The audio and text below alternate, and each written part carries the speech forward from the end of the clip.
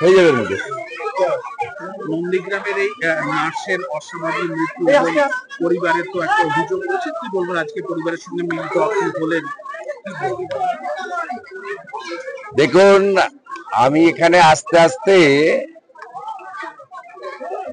দুই একটা পুলিশের বন্দী যে চ্যানেল আছে তারা পুলিশ সূত্রে অলরেডি লিক করেছে যে কল্যাণী এইমসে যে পোস্টমর্টম হয়েছে তাতে সুইসাইড বলেছে।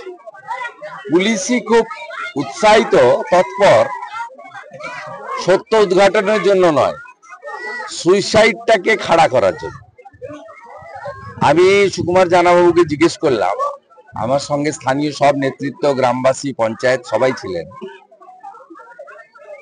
আমি সুকুমার জানাবাবুকে জিজ্ঞেস করলাম, উনি বললেন 3টে নাগাদ আইও ফোন করেছিল, বলেছিল পিএম রিপোর্ট এসেছে, আপনি এসে কপি নিয়ে যান আগামীকাল।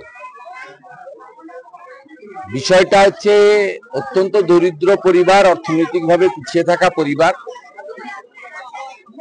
3টে মাইক্রো ফাইন্যান্স এবং একটা হাত ধার করে, মানে এখানে লোকালি যে চলতি কথা আছে পার্সোনাল লোন করে মেয়েকে 3 বছরের কোর্স ব্যাঙ্গালোরে প্রাইভেটে নার্সিং ট্রেনিং করিয়েছে।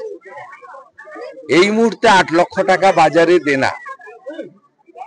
মেয়েটি 4 মাস সঞ্জীবনী নার্সিং হোমে ওখানে ট্রেনিং এর ছিল, তারপরে ওখানে সিঙ্গুরে নার্সিং হোমে প্লেসমেন্ট পায়।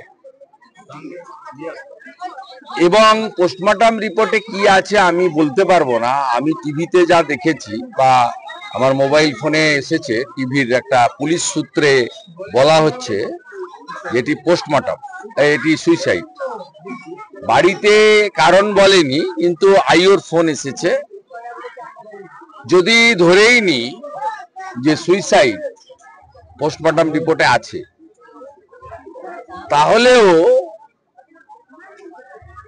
অত্যাচার, উৎপীড়ন এবং প্ররোচিত করে কার্যত বাধ্য করা হয়েছে এই মেয়েটাকে এই অবস্থায় নিয়ে যেতে। বাবার এফআইআরে প্রাথমিকভাবে নার্সিংহোমের মালিক এবং আরেকজনকে ধরেছে। হয়তো পোস্টমর্টম রিপোর্টে যদি সত্যি যা শুনছি তাই হয়, সুইসাইড আসে, তাহলে ওই রিপোর্ট দেখিয়ে কোর্ট থেকে খালাসও পেয়ে যাবে। কিন্তু এই বোনটির সঙ্গে, এই কন্যাটির সঙ্গে কোনো কারোর কোনো ঝগড়াঝাটি বা ভাব ভালোবাসা ছিল এমন কোনো তথ্য বাড়িতে কিন্তু তিনি দেননি। একটা তরুণী নিজে লড়াই করে প্রতিষ্ঠিত হওয়ার জন্য তার যে স্বপ্ন ছিল সেটাকে সে এইভাবে নষ্ট করতে পারে না, এটা আমাদের বিশ্বাস। তাই এই পরিস্থিতির জন্য দায়ী পশ্চিম বাংলার যে বেপরোয়া সংস্কৃতি চলছে, দিদি, বোন, কন্যাদের টার্গেট করা হচ্ছে, তার পরিণতিতেই এই হত্যা বা আত্মহত্যা।